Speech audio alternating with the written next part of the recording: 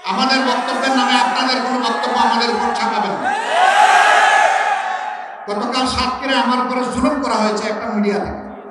আমি ঢাকায় গিয়ে তাদের কর্মকর্তাদের সাথে বসবো, আমরা কি অপরাধ করেছিলাম, তাদের কি ক্ষতি করেছিলাম, আমাদের নামে কেন তারা এই অপবাদ দিল।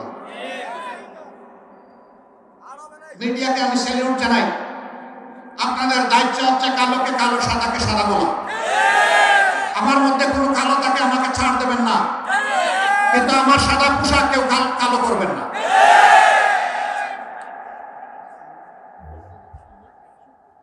আপনারা এক সময় ভয়ে সংকোচে চাপে বিধ্বস্ত ছিলেন।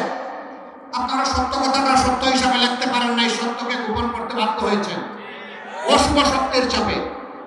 আমরা এটার জন্য মাইন্ড করব না, কিন্তু এখন তো আপনারা মুক্ত।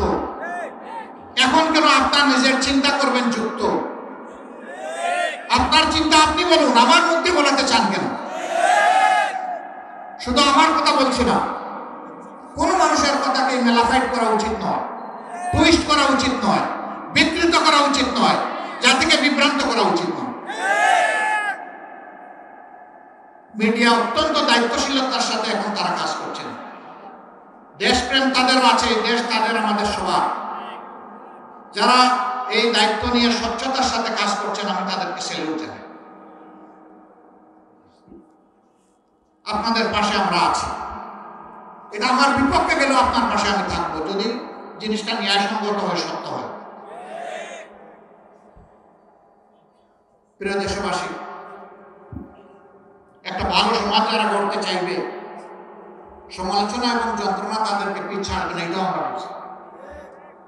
যে কিছু করে তার সমালোচনা হবে, যে কিছুই করে না তার নিয়ে জনগণ কথা বলে না। সমালোচনাকে আমরা এনকারেজ করি। সমালোচনা হোক গঠনমূলক, সমালোচনা হোক দেশপ্রেমের, সমালোচনা হোক জাতিকে সামনের দিকে এগিয়ে দেওয়া। ধাক্কা দিয়ে জাতিকে পেছনের দিকে ফেলে দেওয়া কোনো দেশপ্রেমিক মানুষের কাজ হতে পারে। এটা মিডিয়ার না, সাধারণ মানুষের। আমরা সমালোচনাকে ভয় পাই, বরঞ্চ আমরা অভিনন্দন জানাই সেই সমালোচনা যা জাতির জন্য উপকার। আমরা ওই সমালোচনাটা চাই।